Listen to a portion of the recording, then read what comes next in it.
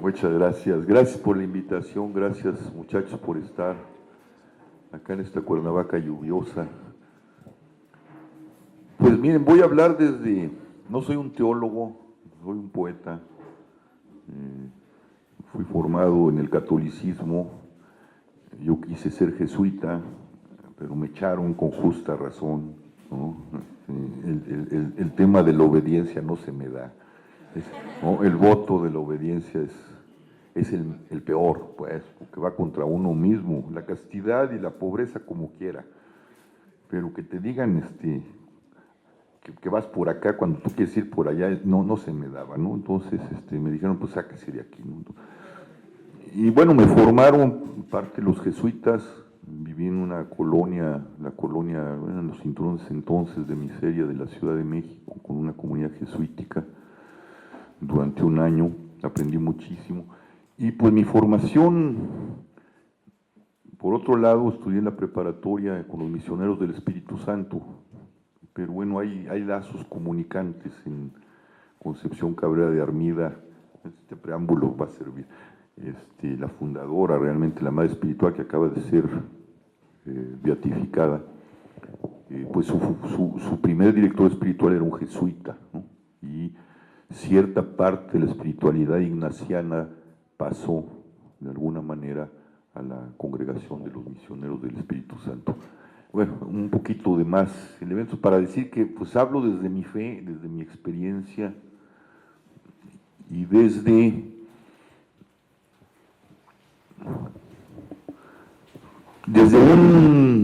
lo citó, padre, un pensador que fue sacerdote, que no dejó de ser sacerdote, que fue muy importante, ha sido muy importante en el pensamiento contemporáneo, se llama Iván Illich. Él tuvo aquí una casa muy importante cuando la época de Sergio Méndez Arceo, el obispo que iba hacia la teología de la liberación, aquí hubo un gran movimiento cuyo sustrato era el cristianismo, la catolicidad, que fue el monasterio de Gregorio Le Mercier.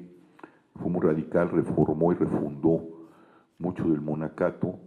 Por otro lado, las comunidades de base, arropadas y conducidas por el obispo Samuel Ruiz, Sergio Méndez Arceo, son de la misma cepa.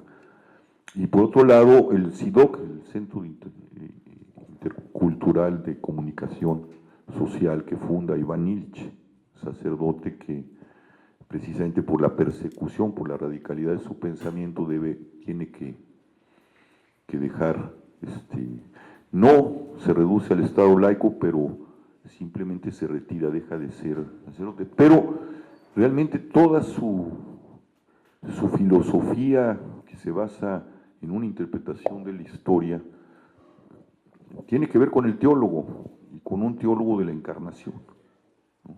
El gran tema de Illich es la encarnación, ¿no? Y desde la encarnación lee la historia. Un tema muy delicado en este sentido, porque justamente no voy a hablar como un teólogo clásico, me voy a basar en un teólogo místico, porque Iván Illich, además de ser un gran intelectual, la base de todo su pensamiento es una intuición mística y tiene que ver con la encarnación, ¿no? La encarnación es un fenómeno, quitémosle si es real la encarnación del Verbo, si es el Hijo de Dios, o sea, quitémosle ahorita el tema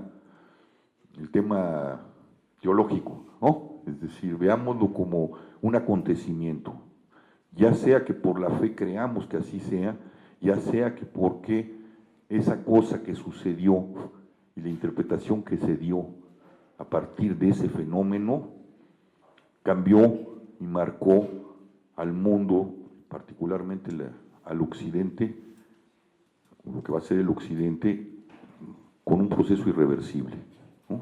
Es decir, esa cosa cambió para bien y para mal la historia de la humanidad. Y es el tema de la encarnación. Antiguamente, hasta antes de ese fenómeno, de esa cuestión, de esa cosa, los seres humanos estábamos acostumbrados a hablar de Dios como el totalmente otro, ¿no? El inefable, para usar las terminologías judías, hebreas, el Señor de los ejércitos, el creador del cielo y de la tierra, como dice y reza el credo, ¿no? El inefable. ¿No?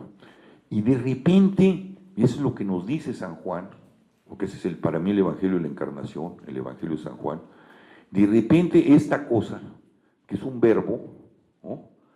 Que hace referencia al Génesis, en el principio era el verbo, y el verbo, ¿no? Y Dios crea con la palabra, ¿no?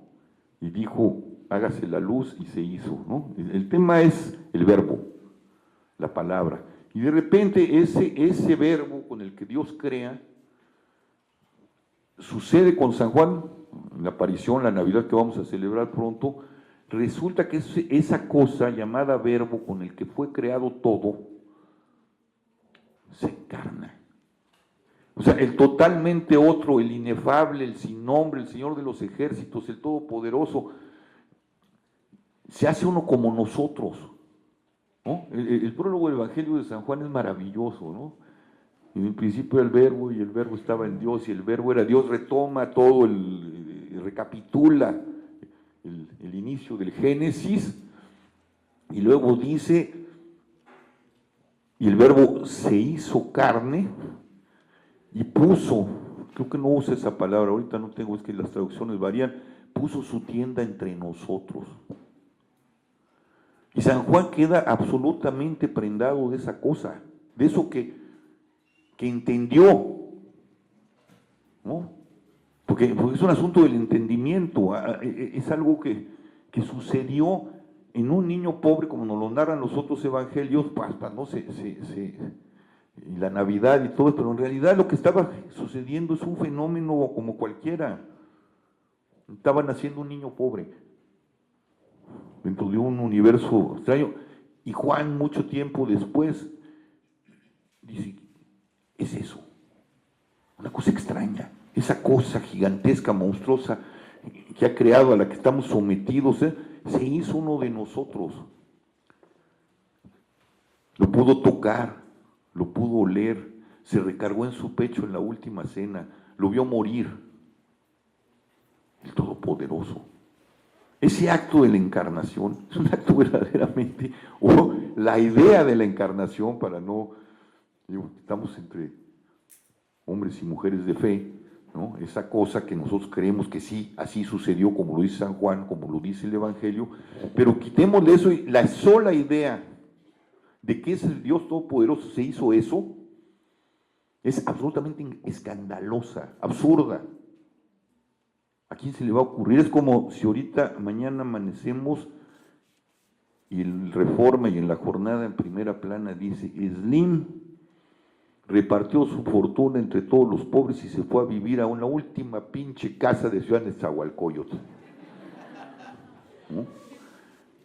Y lo primero que diríamos, no puede ser, no lo creeríamos, es absurdo. Bueno, vamos y confirmamos y resulta que sí. Y la primera cosa que diríamos, qué pendejo es Slim, ¿no? O sea, la encarnación es una pendejada, mucho mayúscula, más que la que les estoy proponiendo como análogo, ¿no? Es una locura. ¿A quién se le va a ocurrir? Pues a Dios, ¿no? Y hay una tesis muy bonita, antes de llegar a los problemas de la encarnación, porque tiene sus aristas, es donde voy a empezar a articular con Illich. La Cábala, porque es muy extraño decir, y Dios crea mediante la palabra, luego esa palabra se encarna, ¿no? Una metáfora para poder entender qué pasó, ¿no? Y porque nuestro lenguaje, porque estas relaciones, ahorita también voy a esa cuestión, hay una relación de proporción, entendemos que Dios crea por el lenguaje porque nosotros creamos por el lenguaje, ¿no? El lenguaje, eso que manimos, es la condición, quizá la imagen y semejanza que tenemos con Dios, ¿no? Y le pone a los animales para que los nombre, para que, ¿no? Y el mundo, como decía Octavio Paz, está hecho de palabras. Todo esto es palabra, antes.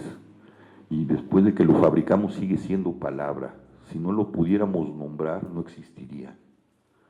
¿Sí? El mundo de los seres humanos es el mundo de la palabra, este paréntesis antes de volver al asunto que quiero entender para la encarnación, otra interpretación.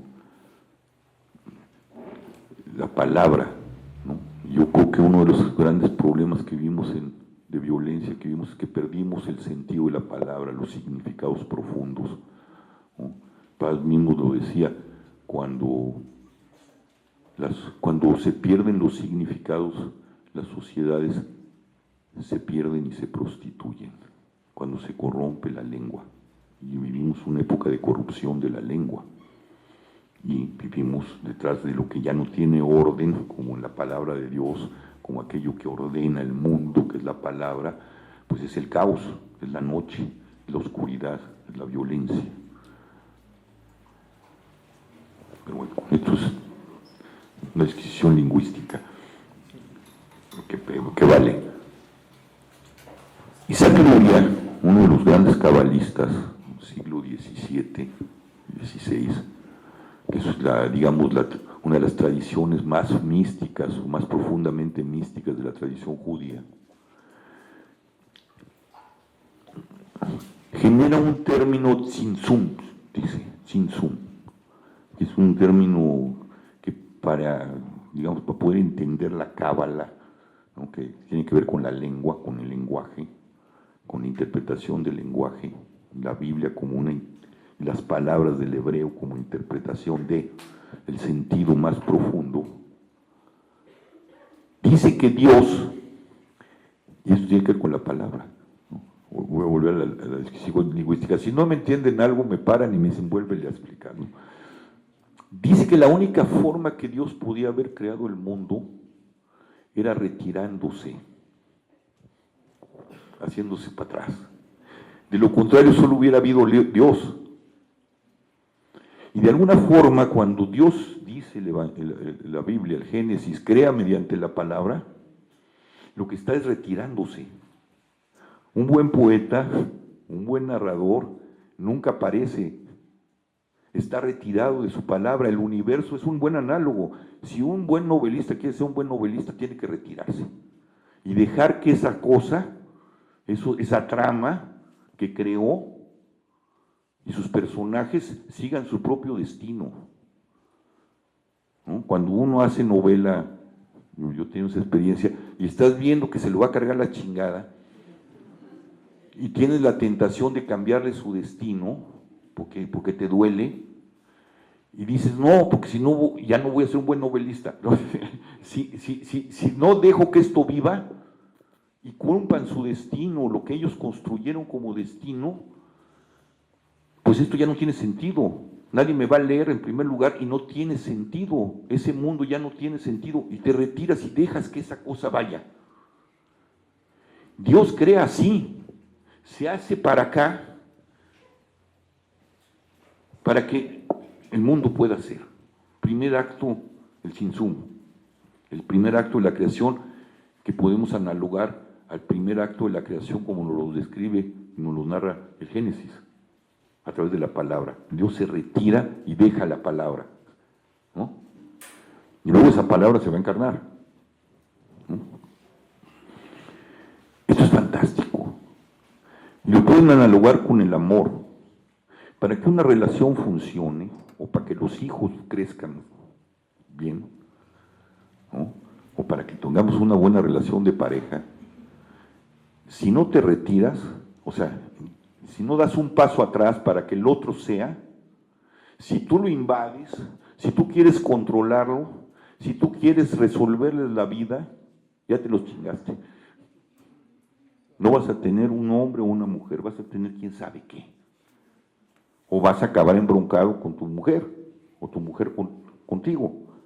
Tienes que ir para atrás, tienes que dejar hueco, no tienes que dejar todo tu poder encima, tienes que retirarte. El tzimtzum es eso, el acto de repliegue de Dios, para que la palabra sea, la palabra que permite distinguir el mundo, el ser de Dios, sea. Pero hay una vuelta de tuercas, que es la encarnación. Es un segundo retiramiento de Dios, diría Simone Weil, una gran filósofa que frisa los territorios de la mística. Dios se retira, es decir, se hace uno de nosotros, renuncia a su poder. Blondel, un gran filósofo cristiano, decía, se suicidó. Con la encarnación Dios se suicida. ¿Se suicida de qué? De su poder, de su fuerza, de su capacidad. Y se vuelve nada. Es decir, uno de nosotros, finito. Y eso es maravilloso. Y esa es la alegría de San Juan. Se hizo y puso su habitación entre nosotros y me le recargo. Y todavía lo tenemos en esas canciones edulcoradas que nos cantan en misa, ¿no? Ahí estás, ¿cómo dicen estas canciones? Jesús, estás ahí, ¿no? Tan cerca como... Es una metáfora de, muy adelgazada, pero en el fondo está eso, ahí está, ese es igual que yo. El Dios es igual que yo.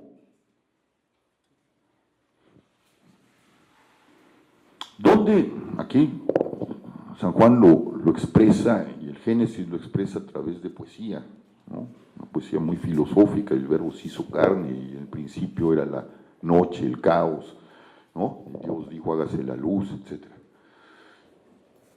Y Jesús cuenta una poesía, perdón, es que me dio calor.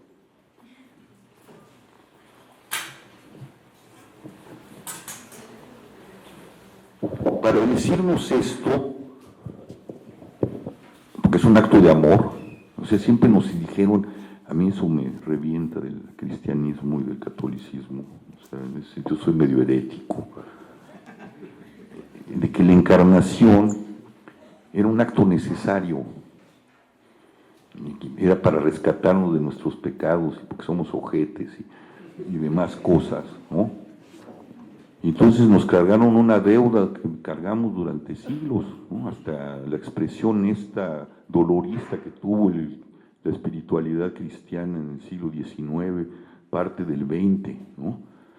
Y que se reflejaba y se sigue reflejando en la condena a la sexualidad y todo este rollo en el que está entrampada la iglesia, ¿no? Y todo es porque pues le debemos algo, somos malos y entonces Él vino y se encarnó y luego lo matamos y lo madreamos y todavía se resucita y nos rescata de la muerte. Y yo digo, no puede ser, el amor no es utilitario,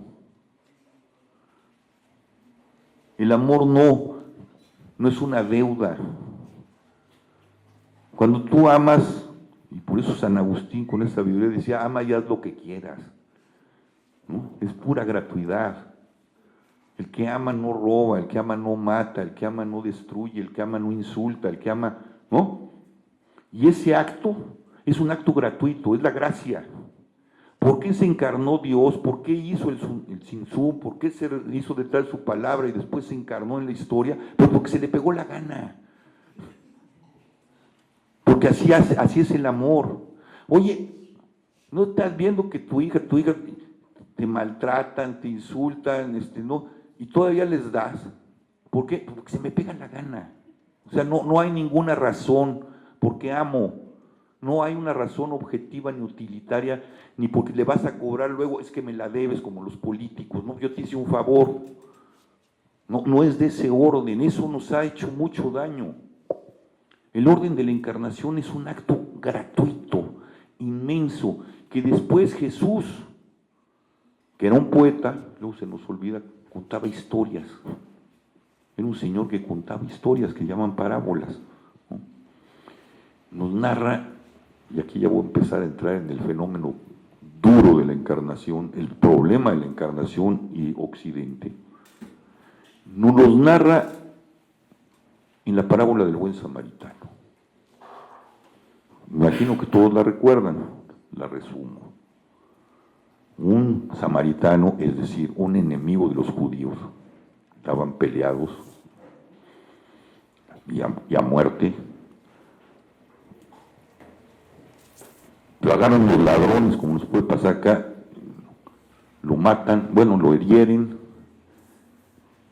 Pasa un doctor de la ley que sabe, tiene deberes con ese ser, y se hace güey, se da la vuelta.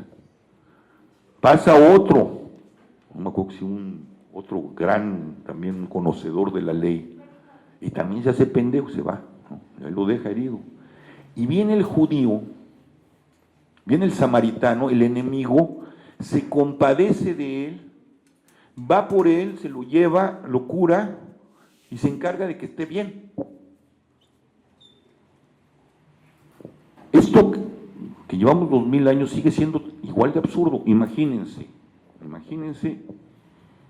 y con toda esta carga que tenemos, ¿no? Imagínense a un soldado norteamericano que ha matado, que está en territorio iraquí, ¿no? Y se ha matado a 20 iraquíes, ha matado niños, etcétera, etcétera. Y de repente le cae la desgracia y es herido con una bomba. Y pasa un iraquí, y en lugar de ultimarlo, que sería lo debido, ¿no? Lo que se esperaría de un patriota, de un hombre al que le han invadido su tierra, al que va, lo salva, lo saca y busca cómo llevárselo a su territorio, de regresarlo a Estados Unidos. Bueno, ese tipo, si lo agarran, el gobierno iraquí lo mata por traidor. Y nosotros todavía podíamos decir, híjole, mano, pues, qué tipo raro, ¿no? O sea, lo hemos visto acá, ¿no? Cuando Andrés Manuel dice hay que perdonar y las víctimas decimos, espérate, no es tan fácil. Primero haznos justicia y después y dinos quién es el perpetrador y dónde están nuestros hijos y después hablamos si esos perpetradores los perdonamos o no. El perdón sin justicia no va. Pero esta parábola va más allá. Y es un cuento que reafirma un dicho ya de Jesús: amarás a tus enemigos. No solo vale la pena amar a los amigos, tienes que amar a los enemigos. Bueno, esta parábola lo ilustra, pero ilustra la encarnación. ¿Qué quiere decir?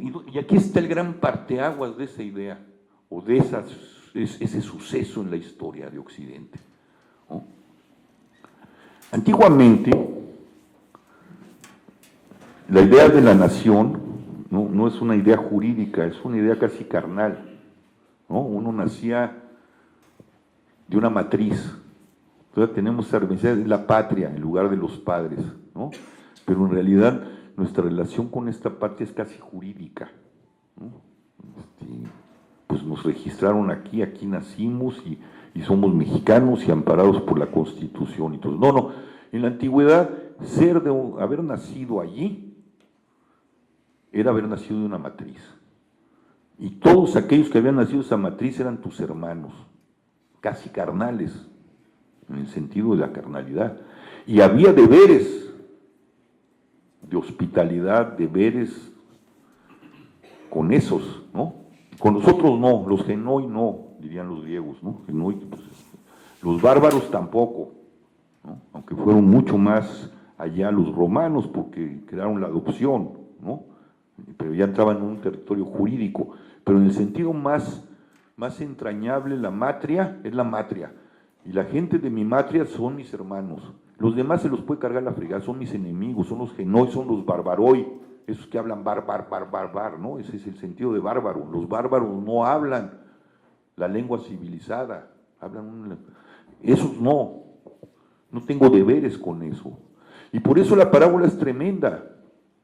Los dos personajes que dan la vuelta para no atender al judío eran de la misma matria, tenían obligaciones, tenían deberes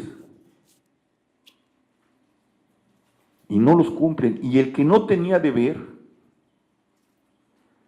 ese va al encuentro de ese, porque lo obligaba la ley, lo necesitaba, o sea, se iba a sentir culpable por no atenderlo. Es como si ves algo ahí, un perro que atropellaron y te sigues, no te vas, en la noche, a lo mejor en la noche dices, ay, ya el otro día se te olvida, no importa, no había nada que lo obligara, eso es lo que nos está diciendo Jesús, no había nada que lo exigiera, fue porque se le pegó la gana, porque se sintió interpelado por ese ser, no importaba si eras enemigo, si era su hermano, si era de la misma madre, no, hubo una relación de contacto y contra la ley, contra todo va a su encuentro.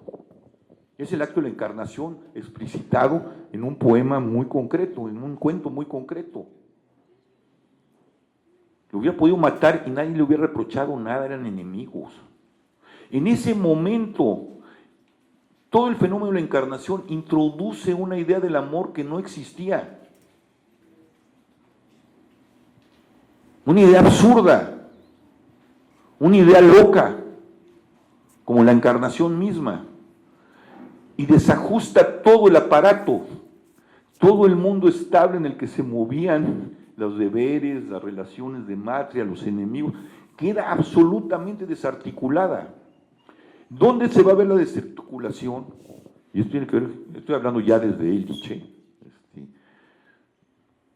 La vamos a ver cuando el Imperio Romano vuelve a la Iglesia imperial. ¿Sí me explico? Ese fenómeno, o sea, acuérdense que la Iglesia pues era una cosa más allí, ¿no? Y el imperio dominaba todo y pues el cristianismo era un problema más, pero un problema que crecía.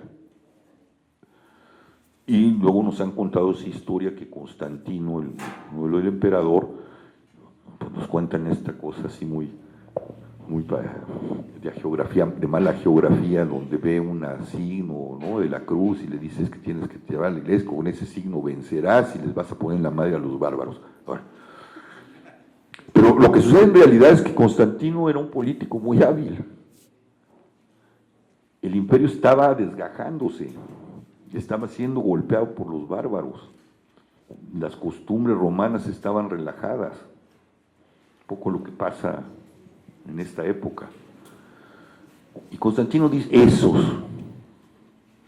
esos tienen una ética nueva, tienen una cosa muy padre, se aman entre ellos, tráiganselos, ¿no? A ver cómo nos ayudan a resolver el asunto. Y ahí van. Y entonces se vuelven los obispos al mismo nivel que los juristas romanos, ¿no? San Agustín le escribe al tú por tú a un jurista romano, resuelven problemas juntos. Y va a venir todo este gran tema político, jurídico, del poder temporal y el poder espiritual, que se va a traducir en legalidad y legitimidad, viene desde ahí.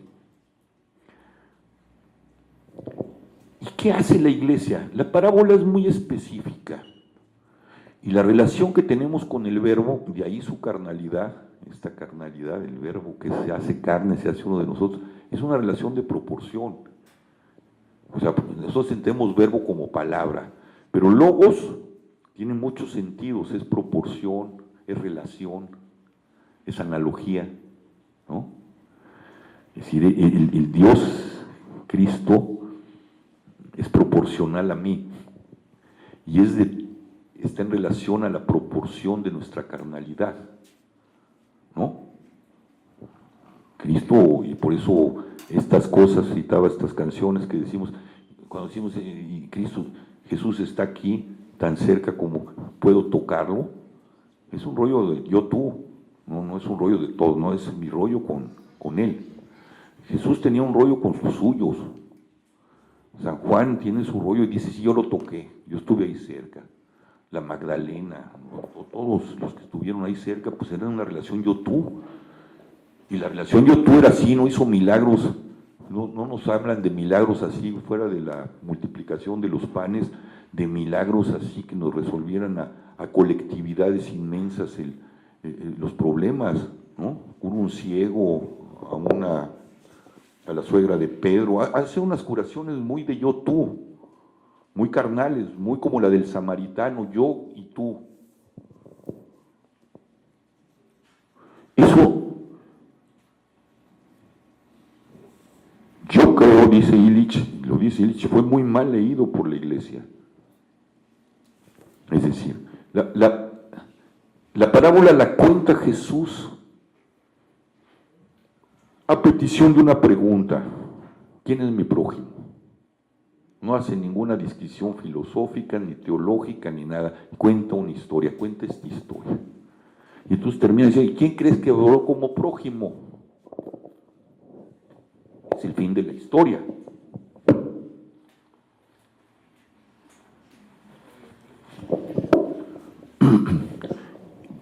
Pero el cristianismo lee, la iglesia lee, el imperio lee que tu prójimo son todos. Otra vez, menudo problema. Si mi prójimo son todos, ya me cargan la chingada, porque no voy a poder vivir. ¿No? El último desgraciado de la tierra que está a miles de kilómetros me pertenece. Ahí también se larva la culpa terrible, ¿no? Y esa culpa terrible que nos larva a Occidente, esta interpretación de la encarnación y de la parábola del buen samaritano como deuda, como proximidad monstruosa, todos son, no entendiendo el acto de la encarnación, empieza a crear un problema. La Iglesia imperial es la primera institución que genera instituciones de servicio, las nuestras. Se crearon los primeros genodoquios, casas para extranjeros, digamos, estos campos para refugiados que tenemos ahora para pues, no andar persiguiendo y matando extranjeros con la caravana, no, los que vayan a migración y ahí los meten en un campo, ¿no?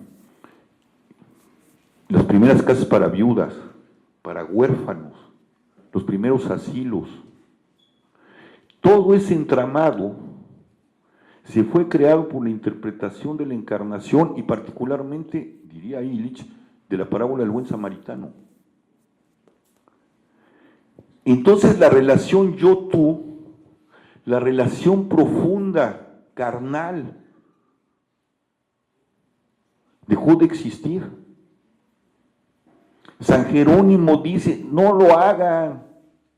Hay sermones de San Jerónimo diciendo: vamos a perder la vocación que tienen las casas cristianas de tener una vela, una cama y un pedazo de pan por si Cristo en la forma de un extranjero llega a tocar a tu puerta. Que todavía lo preservan los monasterios. Si vas a un monasterio y dices: necesito comida y necesito cama, no te preguntan, digo, un monasterio decente, hay monasterios indecentes, como todo en la vida, te abren la puerta y te acogen, ya después averiguan. Es una vieja práctica que viene de las primeras comunidades cristianas, que San Benito logra entender bien. Toda la sociedad de servicio, todo el entramado político, filosófico, económico, tecnológico, nace de esa interpretación. Y al perderse la relación yo-tú, acabamos en el derechohabiente, en el número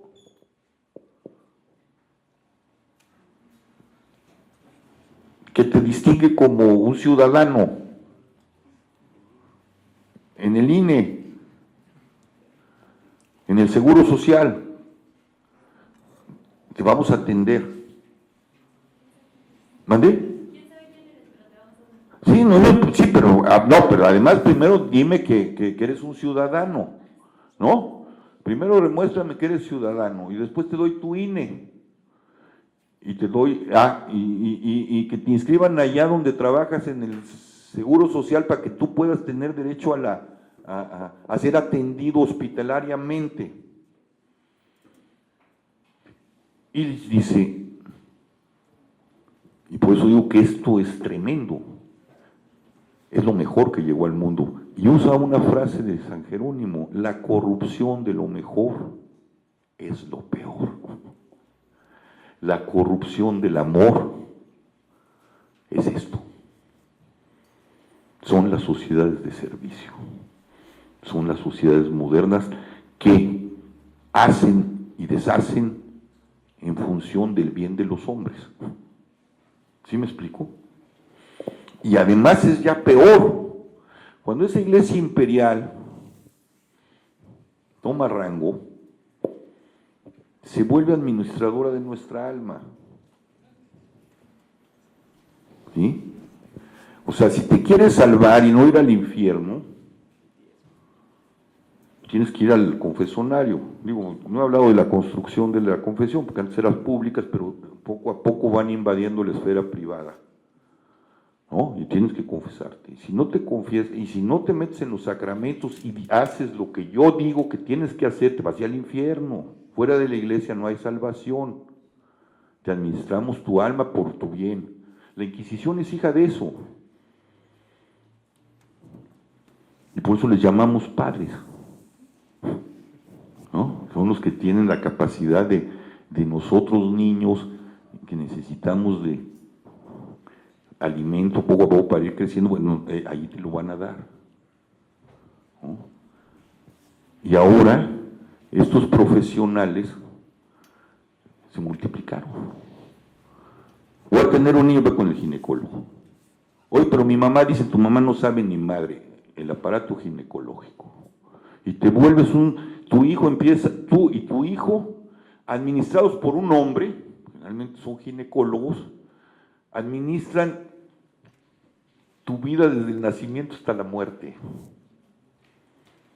No eres el independiente, ¿no? Y entonces, y cada vez se complica más la cosa, ¿no? Para hablar de la particularidad ginecólogo, en Europa sí está. A ver, antes de entrar con el ginecólogo te hacen un montón de exámenes. Llegas con el ginecólogo, llega la mamá, ¿no? Y le dice, mire, señora, tiene el 0.02% de que le salga con Down. Tiene el 0. Para que tenga esta enfermedad. Y la pobre madre le dice, ¿y eso es malo? Usted decide si lo desmonta de esa máquina que produce hijos que se llama la matriz hoy en día, al producto, porque así le llaman, o no, pero usted se ríe, no me vaya luego a acusar de que salió chueco el niño y yo tuve la culpa, ¿no? A eso hemos llegado, a esa administración minuciosa de sociedades de servicio que no entendieron, que nos hicieron abdicar de nuestra relacionalidad yo-tú. Las sociedades de la escuela es lo mismo. Fuera de la escuela dice, ya no, pero lo dijo alguna vez el Bester, no hay salvación, te quedas idiota. Oye, pero yo tengo una capacidad de aprender. No, si tú no te sanciono por la SEP, tú te quedas idiota. No tienes forma de que te contraten. No perteneces al mundo.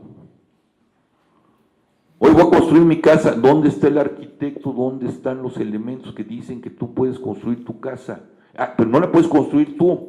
Tiene que venir un profesional. Es decir, la profesionalidad de la salvación del alma se vuelve la profesionalización de toda nuestra vida, de nuestra libertad. El acto de amor, que es el acto más libre, que es el manifestado por el acto de la encarnación y de la parábola del buen samaritano, de repente fue institucionalizado, fue sometido a reglas.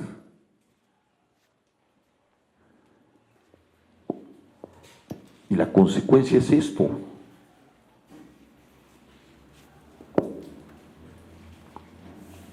Y es una sociedad tremendamente desencarnada. La consecuencia de la encarnación es la desencarnación. De la corrupción de la encarnación es la desencarnación. Y las sociedades de servicio son su expresión más clara de la desencarnación. Y lo que hemos producido a nivel tecnológico lo amplifica más. Me relaciono a través de una pantalla con mi prójimo. Puedo tener relaciones sexuales incluso a través de mediados por una máquina, por una pantalla. Y ese grado de desencarnación se ve aún muy más claramente y más terriblemente en lo que nos está sucediendo en este país. Desaparecemos cuerpos. Los criminales y las fosas son parte de eso, o los tambos de gasolina, donde se disuelven cuerpos, es la negación de la encarnación. Negarle al acto de la encarnación, donde el Cristo, el Verbo encarnado, nos dio condición de palabra, de sacralidad pura, como proximidad. Y diciendo, y el territorio del hombre es el territorio de la tierra. Borramos las huellas de un individuo o de una individua, como lo están haciendo estos canallas. No hay una huella, un vestigio de su paso entre nosotros. El pesebre que vamos, el niño del pesebre, o el pesebre donde aparece el niño el 24 de mayo, de diciembre, la noche del diciembre, está vacío. Esta Navidad, y desde hace 13 años, desde hace 2 sexenios, estas Navidades no tienen al niño de Belén, está el pesebre vacío, porque nuestros prójimos, algunos de nuestros prójimos, nos fue desaparecido. Y esto tiene que ver con todo el entramado de la corrupción de la encarnación. Cuando él se está explicando esto, hay un momento, porque fue una entrevista, ¿no?, grabada, fue su último, después se pasaron esa entrevista al libro, él pensaba escribir un libro, pero el capítulo esta entrevista que se llama sobre, no es la encarnación, que es la caridad, no me acuerdo cómo se llama, llega un momento cuando está hablando esto que se pone tenso, lo oyes porque está grabada, y sientes como este hombre de una espiritualidad exquisita se repliega sobre sí mismo y se queda callado. Y le dice al entrevistador, a David Kelly, mire Kelly, hay días, y se repliega, y de repente retoma valor y dice, nunca lo he dicho, pero hay días que tengo ganas de maldecir la encarnación. Por esto. Porque el mundo ha sido indigno de lo más hermoso, de lo mejor. Hemos sido indignos y hemos corrompido lo mejor, ¿no? Al grado que vivimos en esta desencarnación brutal y donde ya no sabemos a dónde ir. ¿Cómo recuperar el misterio de la encarnación en el mundo contemporáneo que está desencarnado por todos lados y al cual estamos enchufados?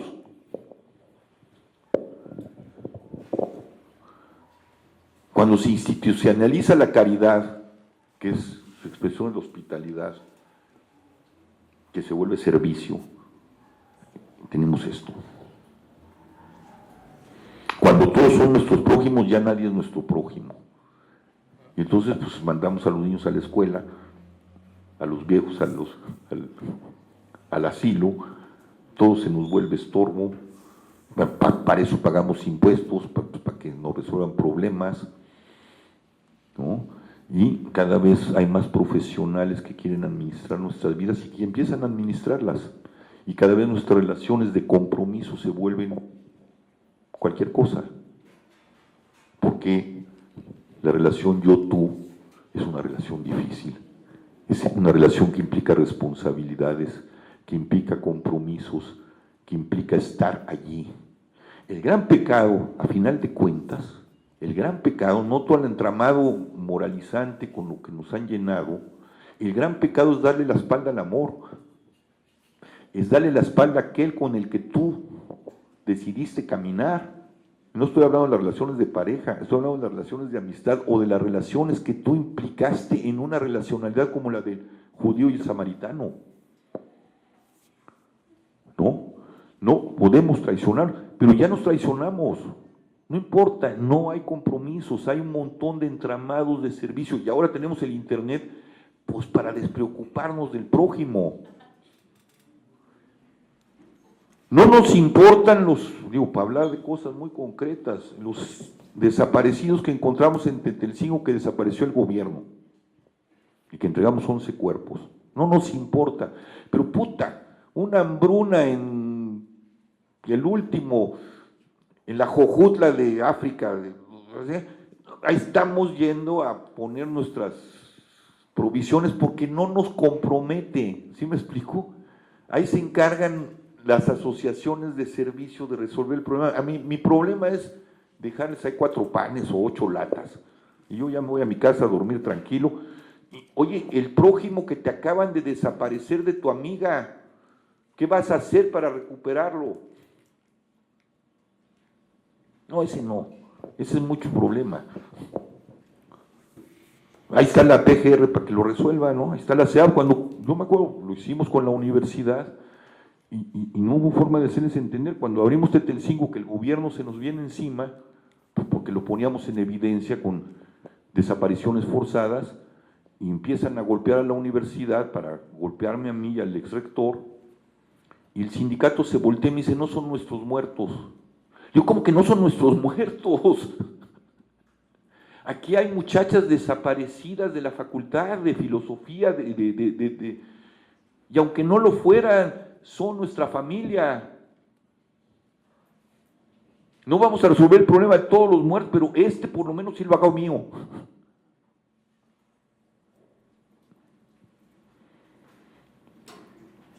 Y entonces la encarnación se vuelve un problema, se volvió un problema. Y la gran pregunta es cómo recuperamos la encarnación, cómo recuperamos relaciones yo-tú, cómo recuperamos compromisos, cómo nos desenchufamos del sistema, cómo creamos vidas comunes fuera del sistema. Porque el sistema es la encarnación y su rostro caritativo institucionalizado, y eso es terrorífico. Bueno, yo lo veo desde ahí como un acto terrorífico. Yo creo que Illich no se equivocaba. ¿Dónde estamos entonces? Voy a ir cerrando. Se nos olvida también que ese libro, que se llama la Biblia, tiene un comienzo, que es la palabra, que hace posible el retiramiento de Dios, que hace posible el mundo. Tiene un segundo momento, que es la encarnación, donde se nos devela de qué tamaño es Dios. No tiene que ver con el poder, no tiene que ver con la iuris, tiene que ver con el amor y su gratuidad. Y termina en el Apocalipsis. La revelación, que es, el costo de esa revelación es muy alto. Es el Armagedón, es la bestia suelta, y en medio de ellos podemos ver los discursos de Jesús, los discursos apocalípticos. Son pavorosos. Y cuando él describe, y mejor váyanse para el monte porque esto va a pasar y uno se lo llevará, bueno, hace unas metáforas terribles, y alguien le pregunta, ¿y eso cuándo va a suceder? Y dice, nadie sabe ni el día ni la hora, eso solo sabe el Padre. Pero cuando empiece a ver esta cosa, aguas. Y esas cosas se repiten. En la teología escatológica, que es esta, la que trata del fin de los tiempos, está el tiempo del fin y el final de los tiempos. No estamos al final de los tiempos, no lo sabemos. Porque otra vez, para repetir las palabras de Jesús, eso no sé. Lo que sí sabemos es que estamos en el tiempo del fin. Y este tiempo del fin tiene que ver con la desencarnación, ¿no? Muchas de las cosas apocalípticas están allí y tienen que ver con esto, con la corrupción de la... Y lo que nos está pidiendo este tiempo es, podemos recuperar la encarnación, podemos recuperar la proporción, podemos recuperar el límite, esto que revela el Dios hecho carne y proporción, o no, o nos abrimos al final de los tiempos. Esa es la gran incógnita, para mí es la gran incógnita, ¿cómo recuperamos la encarnación? Y les decía que no quería, siempre se negó a ser apocalíptico, pero sí entendía que era un tiempo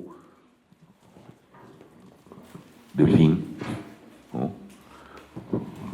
lo historiza, llama a este tiempo la era de los sistemas contra las eras de la herramienta, ¿no? Y de ciertas proporciones todavía.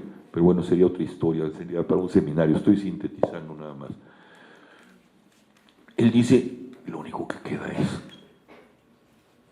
sentarse con los amigos, conversar y celebrar y preservar lo único que puede ser todavía celebrable y preservable de esta vida. Pero es un hombre viejo, un hombre que está a punto de morir y que ve un mundo desde su experiencia de la encarnación, desde su visión de la encarnación, que es una visión espiritual, pues que ya no va a poder enfrentar, ya no podía ni entender. Dice, rescatemos ese mundo que nos queda de lo encarnado así. Pero el desafío sigue, quizá el mundo siga, pero ¿en qué condiciones?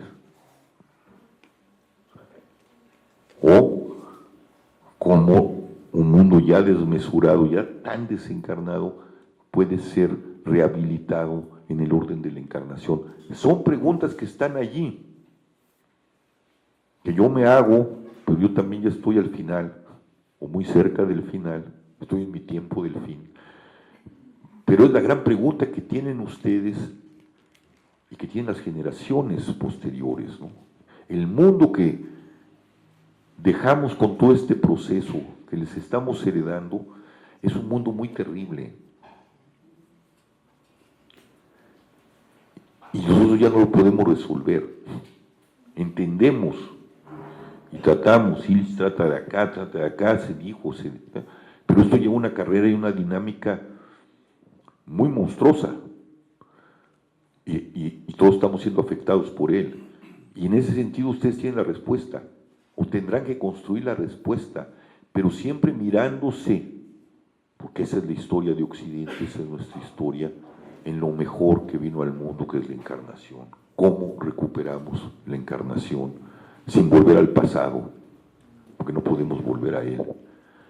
¿Cómo recuperamos la proporción? ¿Cómo marcamos límites a la desmesura de las sociedades de servicio, a las sociedades tecnológicas, al deseo de crecer, al deseo de progreso, al deseo de ser más, que es lo contrario a la encarnación y al Evangelio?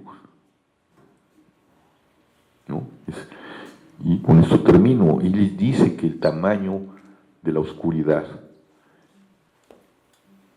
es del mismo tamaño que la luz que la hizo posible, ¿no? ¿Sí me explico? Lo que estamos viviendo tiene una profundidad tan abisal como la profundidad abisal de la encarnación, de la luminosidad de la encarnación. Pongo una última analogía que a lo mejor es o no correcta. Un tema escandaloso, la pederastia, ¿no? Para nuestra época. Entonces yo seguí muy de cerca todo el tema de Marcial Maciel. Pero Marcial Maciel no se distinguía mucho de cualquier otro pederasta, incluso famoso, como Michael Jackson. Pero Michael Jackson era una anécdota. En cambio, Maciel ha simbrado esta iglesia y ha simbrado al mundo como nadie. ¿Por qué? Porque el nivel de santidad que decía tener fue proporcional a su caída. Cuando uno es sacerdote, cuando uno detenta el Evangelio y tropiezas como tropezó ese hombre, el madrazo, el escándalo es inmenso. La corrupción de la encarnación y de la caridad tiene estos vicios desastrosos que nos deben de simbrar para volver a repensar cómo rehacemos el misterio. Yo lo dejo ahí. Soy un poco apocalíptico, pero es un poco para provocarlos, para que pensemos y para que entremos en una discusión si es que hay tiempo.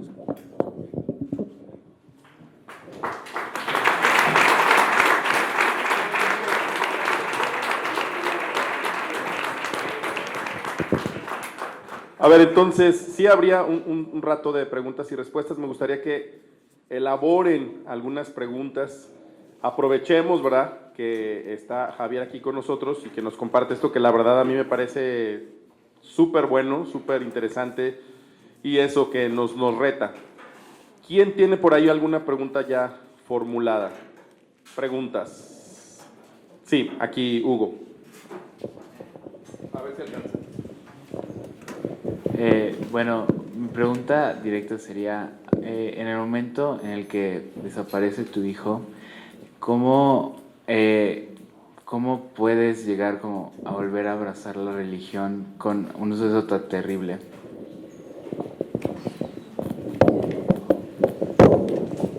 Un tema casi no se puede realmente. Te recomiendo, yo al final de eso he ido dejando de escribir, me he ido adelgazando, dejé de escribir poesía. Y después hice algo, digo, como introducción, porque ahí podían encontrar varias cosas, voy a tratar de decirlas acá. Tiene que ver con la palabra. Me propuse escribir una novela autobiográfica a partir de la muerte de mi hijo. Un trabajo lo más terrible que he hecho como escritor, porque tuve que revivir todo, ¿no? Y me tardé 2 años y medio. Se llama El Deshabitado, está publicado en Random House, en una de las partes en Planeta, no es Planeta, Proceso por un lado y la otra de Random House, ¿cómo se llama? Bueno, en Random House o en Proceso, ¿no? Se llama El Deshabitado.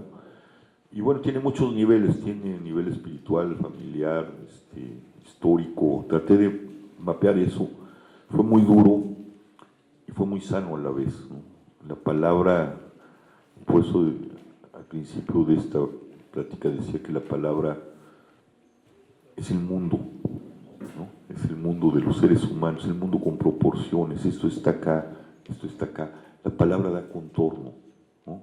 Hay veces que la poesía o la oración, cuando uno tiene un sufrimiento muy grande, uno va a oraciones muy finas, muy profundas, o a poetas, a mí en mi caso con poetas, y he podido recargar mi dolor como si la circunscripción de la palabra le diera contenido a lo que no tiene, o contención más que contenido, ¿no?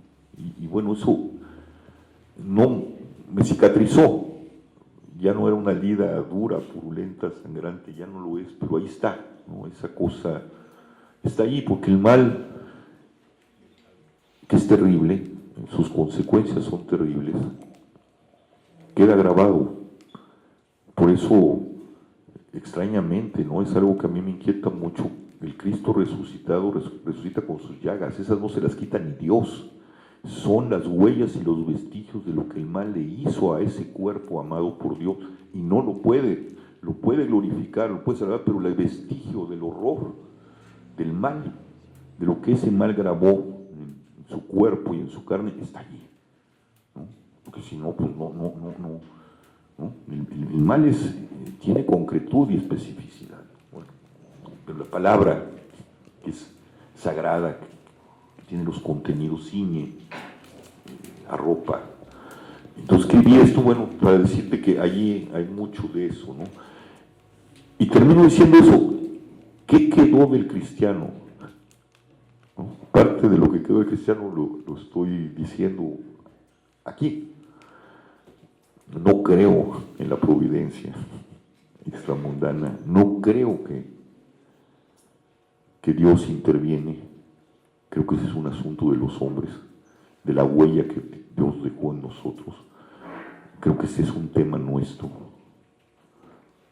No creo en esa realidad extramundana porque me parecería un Dios monstruoso, un Dios que puede decidir, bueno, este sí lo ayudo, y este no. Yo me imagino a mi hijo rezando en ese momento, pidiéndole a los muchachos que no los mataran en su interior y orando la oración de Santa Teresa, nada te turbe, nada te espante, en ese momento atroz, porque me lo he imaginado en muchas formas, y esta es una oración que hacíamos juntos, se las enseñé siempre, y no respondió. Aparta de mí este cáliz, y no responde, ¿no? Bueno, pues, si de eso se trata, que me chingue a su madre, ¿no? yo con un Dios así, no, que soy mejor que Él, en todos los sentidos, ¿no? Entonces no está así, es la pequeñez, lo que me rescata del bebé. Y lo único que entiendo es que Dios es amor y el amor es impotente, pero en su impotencia preserva el sentido y la vida. Y eso es lo que me ató. Yo le decía a mi director espiritual, le decía, mira, me decía, ¿cómo estás? ¿Cómo te sientes? Le digo, mira, llegué a un punto que ahora entiendo a ciertos místicos, que es lo que se llama la fe desnuda. Esa fe que ya no tiene asideros en la experiencia sensible, ¿no? A mí me quitaron a mi hijo, lo mataron, no se lo merecía, le amputaron la vida que Dios le dio aquí para que fuera plena. No pudo tenerla como la de tantos muchachos y muchachas. Esa vida mutilada, ya no sé a dónde iba. Es un asunto de los hombres, no es de Dios. No, me perdí el nexo, pero bueno, voy a tratar de retomar, ¿no? Hablabas de una fe desnuda. La fe desnuda. Y esa fe es infernal, es muy fea, porque no hay una relación con lo sensible. Es decir, a mi hijo me lo quitaron y desde mi fe, de la cual no tengo ninguna evidencia, ¿no? O sea, porque yo no he visto a un resucitado. Supongo que Cristo resucitó porque unos señores no susceptibles de credibilidad, una prostituta y unos pescadores dicen que resucitó, ¿no? O sea, a mí no me consta, también soy un filósofo, soy un pensador existencialista, no me consta, ¿no? O sea, no he tenido más que fuera de mis sueños una relación con mi hijo. No está, es un hueco, es un vacío, es una realidad tal cual. Entonces, yo estoy parado ahí.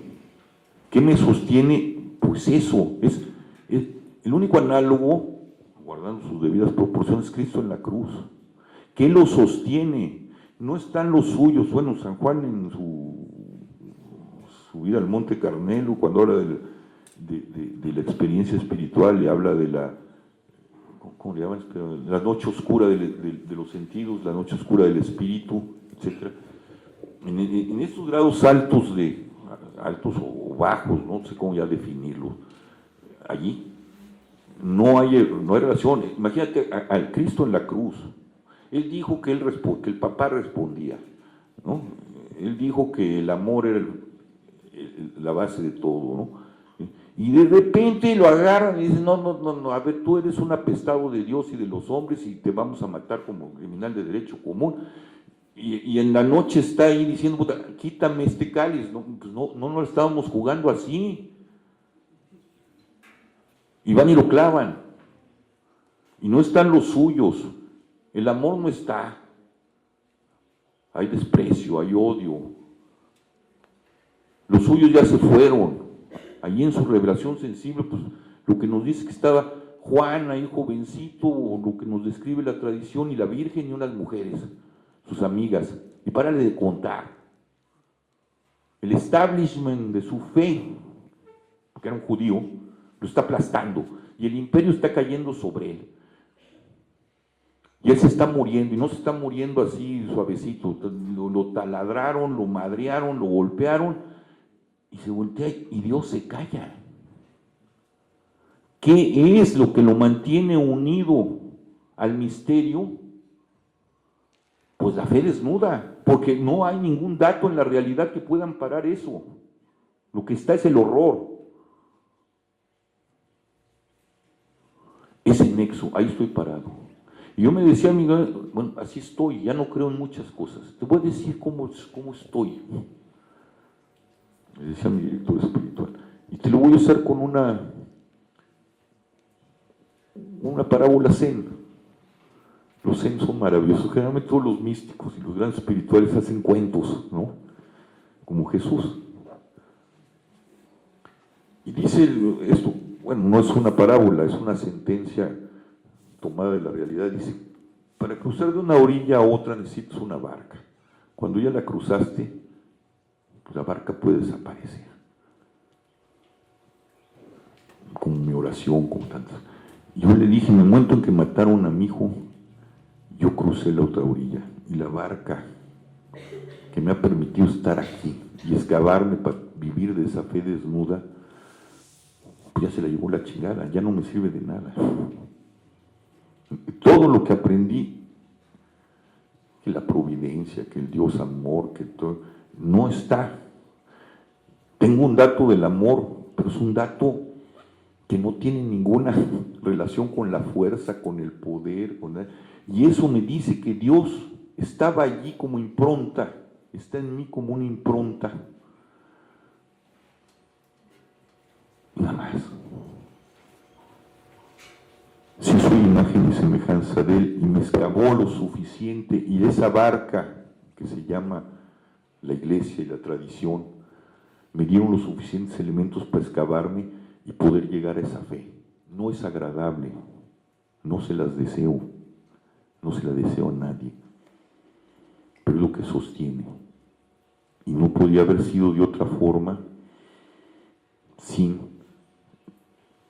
los instrumentos de navegación con los que pude navegar hasta la otra orilla, y son los de la iglesia, con todo lo que ya no me sirve.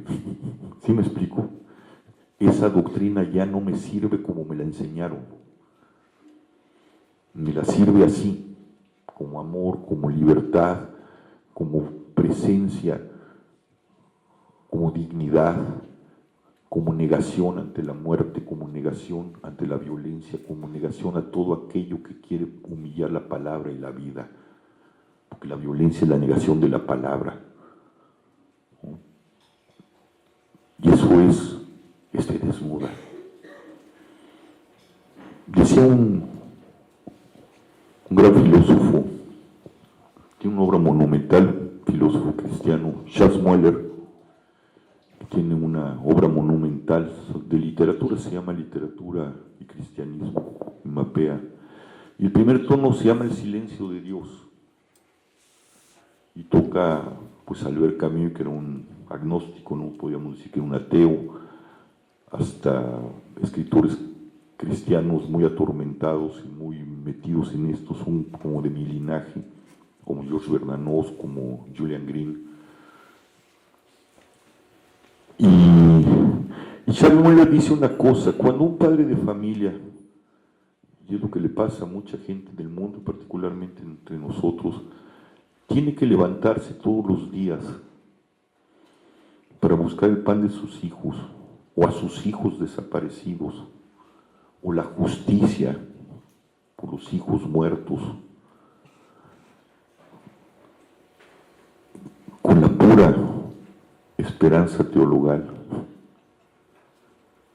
ese hombre, esos seres habitan el infierno.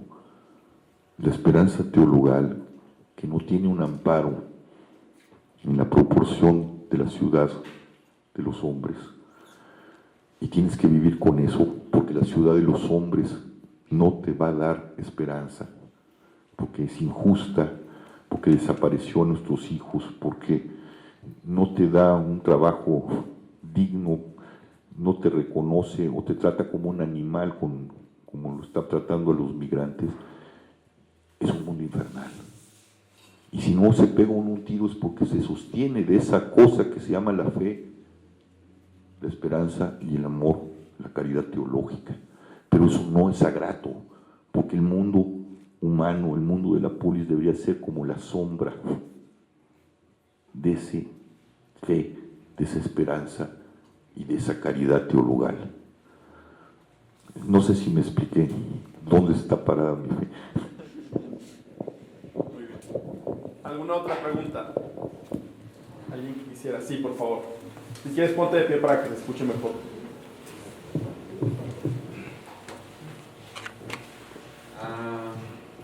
Dentro de esta cosa que usted decía de como la búsqueda de acción, dentro de esta búsqueda como de acción que usted mencionaba acerca de pues que Dios realmente pues es un Dios amor y no es como algo que intervenga directamente en lo que nosotros hacemos, porque son cosas que nos corresponden a nosotros como seres humanos. Yo la otra vez platicaba con una amiga mía sobre que estaba muy conflictado por algunas cosas que yo pensaba acerca de mi grupo, acerca de cómo era la dinámica en mi escuela, sobre varias experiencias, ¿no? Y ella como muy desalentadoramente, o no sé cómo decirlo, como que me decía, pues es que realmente te frustras porque son ideas que no son tuyas, entonces estás adoptando ideas que pues a lo mejor te parecen correctas y por las que luchas, pero al final no son tuyas, o sea, las apropias, pero te frustran porque pues eres muy manipulable. Y entonces yo me sentí muy raro porque dije, no, pues a lo mejor pues soy nada más como un compendio de muchas cosas que ni siquiera soy lo mismo. Entonces ya como que empezamos a hablar de la autenticidad y todo eso. Y ahorita pues usted hablaba como de muchas luchas. ¿Cómo entonces, a partir de una libertad que puede ser muy subjetiva, una libertad a través de estas sociedades que te administran, que te tecnifican, podemos encontrar nosotros ese actuar profundo y sensato que de verdad venga de algo que no solo venga desde una apropiación de lo que otros nos dicen, sino también de lo que nosotros sentimos justo, como lo que usted decía, en la encarnación, en el Dios amor? ¿Cómo encontrar como esa senda de verdad profunda? No, afortunadamente, bendito Dios, no hay una respuesta, porque pero yo creo que la tienes que encontrar en ti. O sea, ¿qué te sirve de lo que te dieron?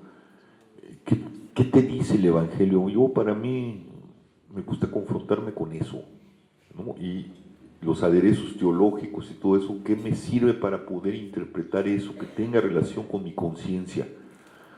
¿No? Santo Tomás, que era un gran teólogo, decía, sobre tu conciencia no hay nada, ¿no? Que en relación de esa conciencia, con respecto a lo que te dan, lo que nos dan, porque no podemos, somos relación, no podemos prescindir de lo que otros han visto, no podemos prescindir de la tradición, es lo que es nuestra brújula, ¿no? Pero cómo vibra en ti, en tu particularidad, ¿no? Y qué tomas y qué desechas de eso, de tal forma que pueda responder siempre amorosamente.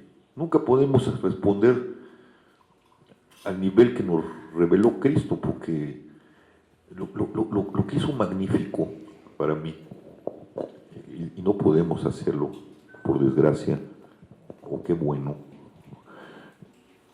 es que allí en esa cruz, esa cosa que describí, en esa oscuridad donde estaba clavado, no devuelve un gramo de odio. Lo estrecha en su corazón y no devuelve un gramo de odio. Pues eso es todo. No sé si me explico. A pesar de lo que le hicieron, a pesar de lo que no estaba de acuerdo, a pesar que allí en el momento más oscuro, más confuso, más ausente, más nada, en ese vínculo de la fe desnuda y de la esperanza desnuda, el acto de caridad más brutal, el acto más generoso como el de la encarnación es no devolvió un gramo de odio. Eso es lo que podríamos aspirar, a no devolver un gramo de odio, aunque las condiciones no sean las correctas, aunque no estemos de acuerdo, no darle la espalda al amor. No sé si me explico, y si te puede servir eso, ¿no? Porque yo a veces me levanto y digo, puta, ya me madré con alguien, ¿no?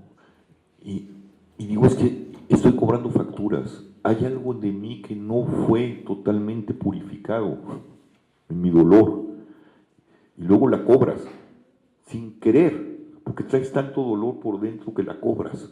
Eso no lo hizo el Cristo, ¿no? Entonces, ¿cómo nos vamos acercando para no cobrar facturas o para no odiar? No, levantar, yo no conozco el odio, pero lo he atisbado, ¿no? Con los asesinos de mi hijo, ¿no? ¿Cómo luchar para no odiar? ¿No? Yo me acuerdo, el padre fue mi vecino, Toño, que vivíamos casa con casa y mi hijo creció con sus hijos, porque pues nomás tenía una hermana y ellos eran 3, y eran como hermanos. Y él, pues mueren mi hijo y 2 de ellos, 2 pierde ese padre, un guerrerense, un hombre lo que podemos llamar la cultura del esfuerzo, un pescador que se hizo ingeniero y que puso su constructora y que le ha ido muy bien, pero un hombre del esfuerzo, un hombre que viene. Entonces cuando lo mataron me dijo, los voy a matar. Le dije, no, los voy a matar, ya están en la cárcel, Toño. No, dice, me vale madre, los voy a matar. Entonces le dije, no te vuelvas como ellos, Toño, yo tengo el mismo dolor que tú, pero no quiero ser como ellos. Y le dije, vente. Y entonces lo llevé a Tamaulipas, donde está el caso de mi hijo, vamos a hablar con el juez, y se atemperó. Pero el sufrimiento de él es muy grande, y el odio que trae es muy grande. Y yo lo puedo entender, no sé si me explico. ¿Cómo no odiar? También levantarse todos los días a partir de lo que nos trabajó esa fe, esa iglesia adentro, cuando nos las tomamos en serio, cuando el Evangelio nos tomamos en serio, para no odiar. Porque yo puedo entender ese hombre, y sí lo dije, yo soy un hombre no violento, yo soy un hombre de amor, yo soy un hombre hasta donde puedo. Pero la última vez que fui con la PGR, que no han salido las sentencias, entonces yo le dije, no, saquen las sentencias ya con el juez, si lo sueltan, no va a haber justicia, y si lo sueltan, me van a obligar a lo que no quiero ser. Sí se los digo, me voy con Toño y voy por ellos y los mato.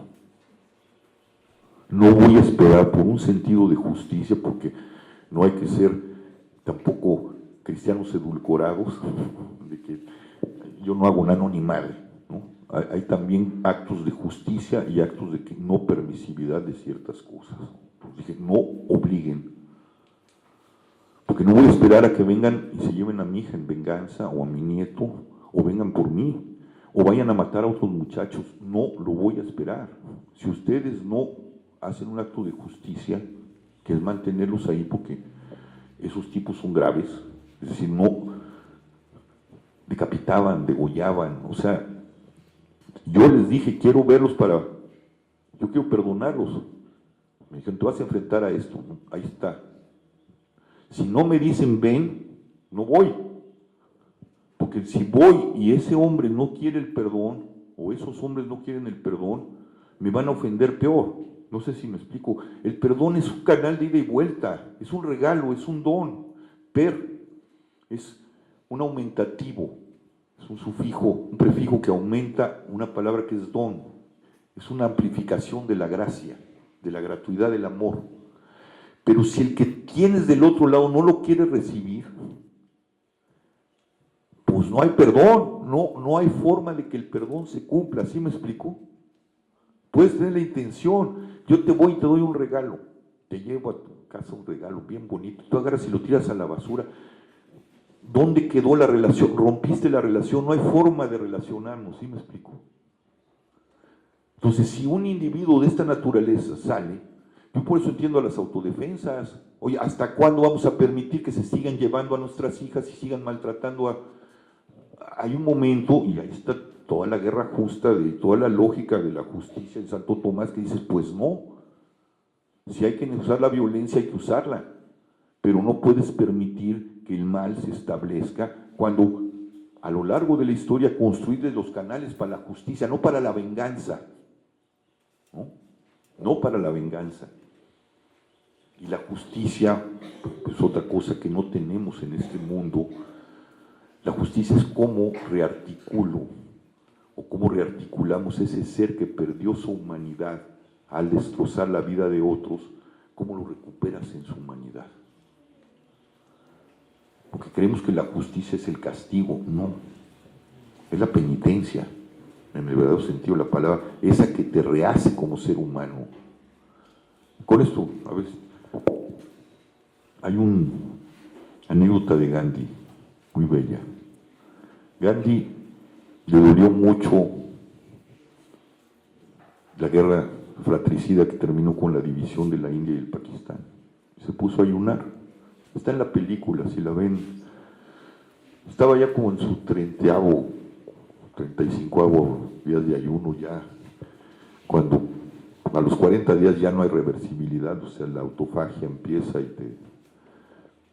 Y un musulmán, un hindú que lo quería mucho, bueno, que lo va a ver porque Gandhi recibía. Y le dice, oye, Bapu, levante el ayuno, me duele mucho que te estés sufriendo por nosotros, no es justo. Y le dice, pues hasta que no pare esta guerra yo no voy a ayunar, yo voy a ayunar. Y le dice, no, Bapu, me duele mucho, no te mueras. Y entonces Gandhi le dice, ¿qué hiciste? Y dice, mira, te voy a confesar, en el furor, el enojo, tomamos un tren de exiliados, de musulmanes que iban hacia el Pakistán. Y pues agarré a un niño y lo estrellé contra el vidrio de la ventana y lo maté. Y le dice, mira, si quieres que pare el ayuno vas a tener que hacer esto es justicia. Vas a buscar a un huérfano musulmán, de los tantos que ustedes han dejado sin padres, y lo vas a adoptar como hijo, y lo vas a criar pero como musulmán. Si eres capaz de hacer eso, yo levanto mi ayuno. Eso es justicia. Es devolverle su humanidad al otro. No puedes tocar en nombre de nada, ni la vida, ni la religión, ni las libertades de otro. ¿Cómo lo compensas? No vas a devolverle la vida a ese niño que mataste. Puedes devolverte a ti mismo tu vida y devolverle la vida, hacerle grata y verdadera la vida a otro que ustedes mutilaron. Pero eso no está en la justicia, por desgracia. Entonces lo único que puedes aspirar es que nos mantengan encerrados, porque no los están reconstruyendo.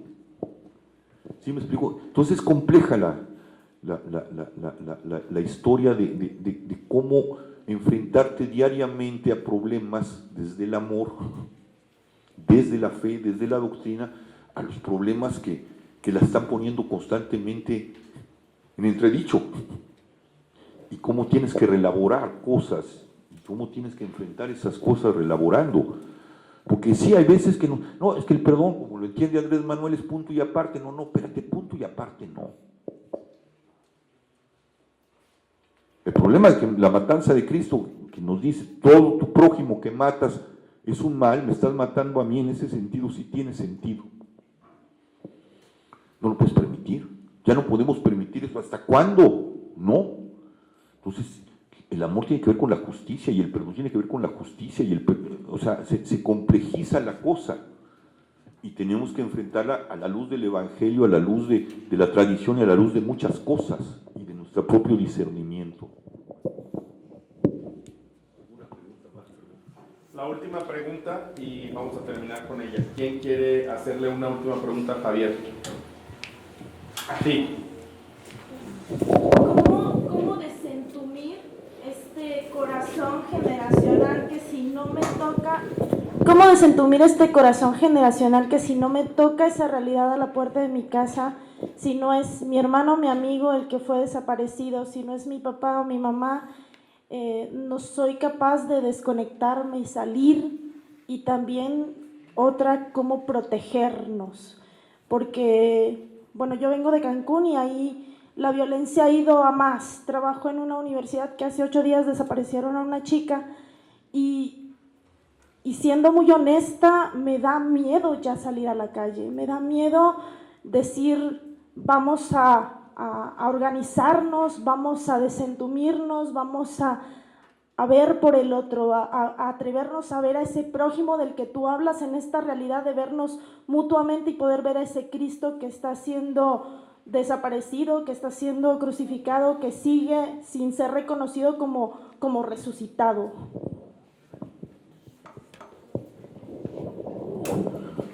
No hay respuestas, pero el temor es lo peor, es lo que nos quieren instalar la muerte en el alma, y la forma es el miedo, por eso nos dejan cuerpos mutilados, porque cualquier ser humano, humanamente hablando, no puede soportar eso, y es aterrador, o que se nos llevan una muchacha y ya no sabemos dónde está, y la imaginación se dispara, la están violando, la están torturando, la metieron a la esclavitud sexual, o está en una fosa, bueno, como tantas cosas que hemos tenido que enfrentar y oír, que bueno, el corazón se encoge y uno tiende Pero luego es la fuerza de la relación, cómo construimos comunidad.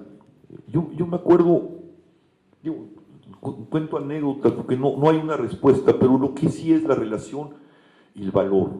Y el valor no es temeridad, tiene el valor también. Una mujer, un hombre valiente tienen miedo, pero también tiene un poco de temeridad, ¿no? Porque la temeridad te lleva a hacer locuras y el miedo te lleva también a hacer locuras, ¿no? A permitir. Entonces es justo una dosis de miedo y una dosis de temeridad. Y yo me acuerdo en la caravana, cuando íbamos al norte, ¿no? Hicimos una caravana para darle voz a las víctimas. Y entonces, pues nos querían disuadir de que no lo hiciéramos, ¿no? Me acuerdo que me llama, entonces, cuando íbamos de salida, me llama el secretario particular de Calderón y me dice, oigan, se van a internar por territorios muy peligrosos. Le digo, ¿y qué? Es nuestra tierra, no vamos a permitir, es que nos van a condicionar dónde caminamos y dónde no. Si esta es nuestra tierra, vamos a ir. Pues ¿quién nos va a cuidar? ¿Cómo que quién nos va a cuidar? Pues ustedes, cabrones, pues no son Estado. ¿No? Oye, pero es que le dijiste al ejército, ya le pediste la cabeza de García Luna, le digo que vaya a Genaro, que nos demuestre que es un buen policía, es más, que se siente a mi lado, pero al lado de la ventanilla, porque le toca el balazo a él, ¿no? Yo le pido que me acompañe. Si no son capaces de custodiar a sus ciudadanos en esta caravana que estamos siendo visibles, entonces no merecen ser Estado. Bueno, pues sí nos cuidaron, ¿no? Pero iba así, y el crimen organizado nos iba dando mensajes en el camino, ¿no? Entonces, yo me acuerdo cuando llegamos a Coahuila, nos recibe don Raúl, y vimos antes de llegar a Coahuila, en Durango, y el mitin era en un parque, el único parque que hay. Entonces don Raúl nos alcanza y me dice, oye, aquí a 2 cuadras, antes de que ustedes llegaran, hubo una masacre terrible, un centro para desintoxicación, pues llegaron y los mataron a los chavos, ¿no? Un poco como el mensaje, y estaba dura, ¿no? Era un territorio Z.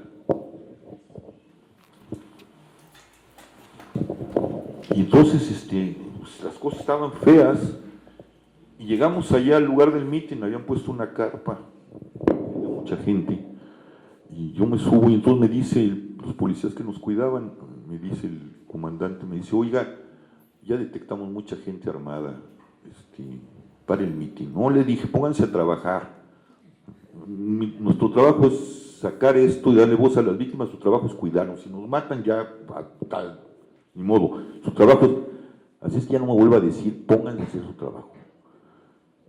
Y entonces yo estaba muy nervioso y de repente veo llegar así desde el fondo, pero venían como 40, 50 chavos enmascarados, bien drogados, gritando cosas muy desagradables contra el ejército y venían armados. Y se empezaron a diseminar allá y nosotros seguíamos en el mitin. Y entonces me dice Julián Levarón, quiero hablar. Julián Levarón es un mormón menonita, ¿no? Que los acompañó, a él le mataron a su hermano, y un tipo de primera, ¿no? Y era uno de los imágenes fuertes de la caravana a nivel mediático, ¿no? Tenía una personalidad muy particular. Entonces me dice, quiero hablar, que hablaba así, que de Chihuahua. Y le paso el micrófono y se queda mirando así durante un rato. Empieza a decir, hay asesinos entre nosotros, que levanten la mano, y los veía. Hay secuestradores entre nosotros, y así se pasó. Y entonces yo vi, conforme iba con esta letanía, yo vi que empezaban a salirse esa gente. Y cuando empezó a ver que se iban, se quedó mirando un rato así, y Levarón, y dijo, ven, cuando estamos unidos, esa gente no tiene cabida entre nosotros. Algo que tiene esta sociedad es que nos ha roto como común. Tenemos nuestros miedos aislados, ya no hacemos comunidad, nos encierra el internet. No sé si me explico. ¿Cómo construimos esa comunidad que puede volver a la plaza pública, pase lo que pase? Aquí estamos, las plazas llenas, donde hay gente, sobre todo gente que se conoce, es difícil que sucedan cosas, pero las calles están solas, nuestro miedo nos recluye, y entonces pues 2, 3 ausentes se vuelven muy vulnerables, ¿no? Entonces, ¿cómo ir construyendo esta relación del común que nos permite estar presentes y decir esto es nuestro? ¿No? Que pueden suceder cosas, pues sí, pero siguen, están sucediendo, ¿no? Entonces, ¿cómo nos plantamos frente a ellas? Ese es el tema, juntos. Pues muchas gracias.